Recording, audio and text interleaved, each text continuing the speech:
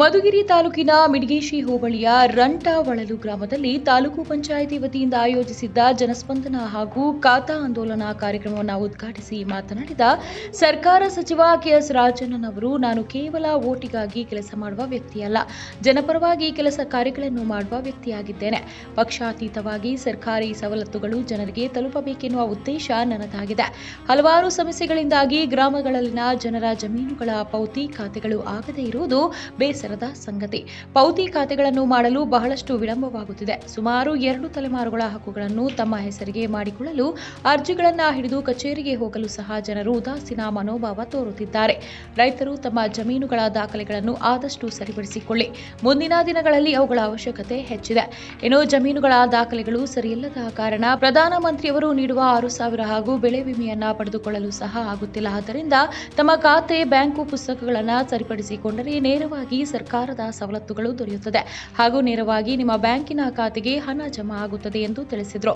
ಈ ವೇಳೆ ಅಧಿಕಾರಿಗಳು ವಿನಾಕಾರಣ ಜನರನ್ನ ಅಲೆದಾಡಿಸದೆ ಅವರ ಮನೆಯ ಬಾಗಿಲಿಗೆ ನೀವುಗಳೇ ತೆರಳಿ ಕೆಲಸ ಕಾರ್ಯಗಳನ್ನ ಮಾಡಿಕೊಡಬೇಕೆಂದು ಸೂಚಿಸಿದರು. ಜನಸ್ಪಂದನ ಕಾರ್ಯಕ್ರಮದಲ್ಲಿ ಉಪವಿಭಾಗಾಧಿಕಾರಿ ಗೋಟೂರು ಶಿವಪ್ಪ, ತಹಶೀಲ್ದಾರ್ Sibgad Ulla, taluk panchayat EO Lakshman, DDPI Manjunath, BEO Hanumantha Rayappa, taluk ಸಮಾಜ ಕಲ್ಯಾಣಾಧಿಕಾರಿ ಶಿವಣ್ಣ, ಜಿಲ್ಲಾ ಪಂಚಾಯತ್ ಮಾಜಿ ಸದಸ್ಯ ಚೌಡಪ್ಪ, ಡಿಸಿಸಿ ಬ್ಯಾಂಕ್ ನಿರ್ದೇಶಕ ಬಿ ನಾಗೇಶ್ ಬಾಬು, ಕೆಎಂಎಫ್ ನಿರ್ದೇಶಕ ಮೈದನಹಳ್ಳಿ ಕಾಂತರಾಜು, ಬ್ಲಾಕ್ ಕಾಂಗ್ರೆಸ್ ಅಧ್ಯಕ್ಷ ಗೋಪಾಲಯ್ಯ, ಸಿಡಿಪಿಒ ಕಮಲ ಎತ್ತಿನಹೊಳೆ ಯೋಜನೆಯ ಮುರಳಿ, ಅಬಕಾರಿ ಉಪವಿಭಾಗದಾಧಿಕಾರಿ ಚಂದ್ರಪ್ಪ, ಅಬಕಾರಿ ನಿರೀಕ್ಷಕ ರಾಮಮೂರ್ತಿ, ಅರಣ್ಯ ಇಲಾಖೆಯ ಸುರೇಶ್, ಶೈಲಜಾ, ಕೆಆರ್ಐಡಿಎಲ್ ಸಹಾಯಕ ಅಭಿಯಂತರೆ ಸಿಂಧು, ತೋಟಗಾರಿಕೆ ಇಲಾಖೆಯ ಸ್ವಾಮಿ, ತಾಲೂಕು ಪಂಚಾಯತ್ ಯೋಜನಾಧಿಕಾರಿ ಮಧುಸೂದನ್, ಜಿಲ್ಲಾ ಪಂಚಾಯತ್ ದಯಾನಂದ್, ಮಂಜುನಾಥ್, ಲೋಕೋಪಯೋಗಿ ಇಲಾಖೆಯ EE Suresh Reddy, AEE Rajagopal, PDO Dhananjaya, ಕಂದಾಯಾಧಿಕಾರಿ ರಾಮಗಿರಿ ಸೇರಿದಂತೆ ಅನೇಕರು ಉಪಸ್ಥಿತರಿದ್ದರು.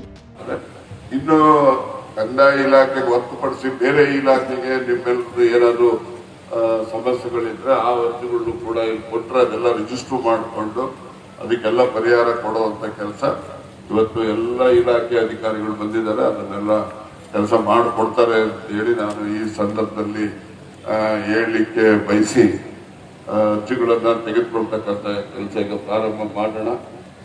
ಭಾಷಣ ಏನು ಮಾಡೋದ್ರಿಂದ ಏನು ಅನುಕೂಲ ಆಗಲ್ಲ. ನೀವು ಅರ್ಜಿ ಪತ್ರಿ ತಗೊಂಡು ನಿಮ್ಮ ಅರ್ಜಿಗೆ ಪರಿಹಾರ ಕೊಡುವಂತ ಕೆಲಸ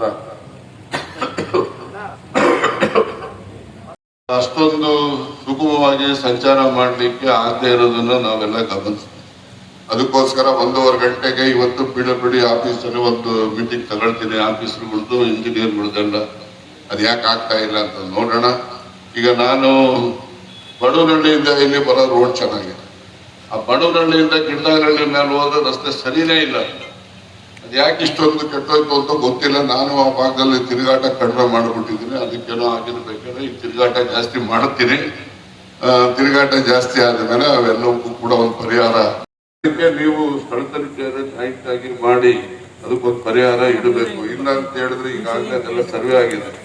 ಯಾವುದಕ್ಕೆ ಏರ್ಪೋರ್ಟ್ಗೆ ಒಟ್ಟು 3,500 ಎಕರೆ ಅಷ್ಟು ನಮ್ದು, ಮತ್ತೆ ಅಲ್ಲಿ ದೊಡ್ಡ ಕಡೆಯಿಂದ ಸಿರಾ ತಾಲೂಕಲ್ಲಿ ಒಂದು ಸ್ವಲ್ಪ ಭೂಮಿ, ಹಾಗೆ ಚೆನ್ನೈನಲ್ಲೂ ಕೂಡ ಹೋಬಳಿನಲ್ಲಿ ಚಿಕ್ಕಣ್ಣಹಳ್ಳಿ, ಚಿಕ್ಕರಸನಹಳ್ಳಿ ಆ ಭಾಗ ಏನಿದೆ ಅದು ಲಾಸ್ಟ್ ವಿಲೇಜ್ ಚಿಕ್ಕರಸನಹಳ್ಳಿ ಅಂತ ಬರ್ತದೆ. ಅಲ್ಲಿವರೆಗೂ ಕೂಡ ಅದು ಒಂದು ಸರ್ವೆ ಆಗಿರ್ತಕ್ಕಂಥದ್ದು ನನ್ನ ಗಮನದಲ್ಲಿದೆ.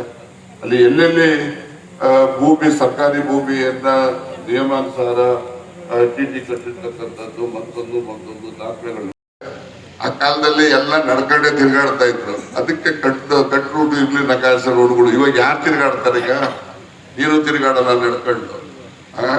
ಹೊಲಗಳಿಗೆ ಹೋಗೋದಿಕ್ಕೆ ಅಂಥದ್ದು ಏನು ನಕಾಶ ರೋಡಿನ ಜೊತೆಗೆ ಏನು ವಾಡಿಕೆ ರಸ್ತೆಗಳು ಅಂತ ಏನಿದ್ದಾವೆ ಅವನ್ನು ಕೂಡ ಇವತ್ತು ಎಲ್ಲ ತೆರವು ಮಾಡಿಸಿ ರೈತರಿಗೆ ಅವ್ರ ಜಮೀನುಗಳಿಗೆ ಹೋಗ್ಲಿಕ್ಕೆ ಬರ್ಲಿಕ್ಕೆ, ಮತ್ತೆ ಮಕ್ಕಳು ಶಾಲೆಗಳಿಗೆ ಹೋಗ್ಲಿಕ್ಕೆ ಬರ್ಲಿಕ್ಕೆ ಎಲ್ಲದಕ್ಕೂ ಕೂಡ ಅನುಕೂಲ ಆಗೋ ರೀತಿಯಲ್ಲಿ ಅವನ್ನು ಕೂಡ ತೆರವನ್ನ ಮಾಡಿಸೋಣ ಅಂತ. ನಕಾಶ ರಸ್ತೆ, ವಾಡಿಕೆ ರಸ್ತೆ ಅವೆಲ್ಲವನ್ನು ಕೂಡ ನಾವು ತೆರವು, ಯಾರಾದ್ರೂ ಅದನ್ನ ಒತ್ತುವರಿ ಮಾಡಿದ್ರೆ ತೆರವು ಮಾಡಿಸ್ತಕ್ಕಂಥ ಕೆಲಸ, ಒಂದು ಅಭಿಯಾನವನ್ನ 1 ತಿಂಗಳು ಅದನ್ನೇ ಮಾಡ್ಬಿಡ್ರಿ. ಹೋಗ್ರಿ ಶಿವಪ್ಪ, ನೀವೆಲ್ಲ ಸೇರ್ಕೊಂಡು 1 ತಿಂಗಳು ಅಷ್ಟೇ ನಕಾಶ ರಸ್ತೆ ಮತ್ತು ವಾಡಿಕೆ ರಸ್ತೆಗಳ ತೆರವು ಕಾರ್ಯಕ್ರಮ ಅಂತ 1 ತಿಂಗಳು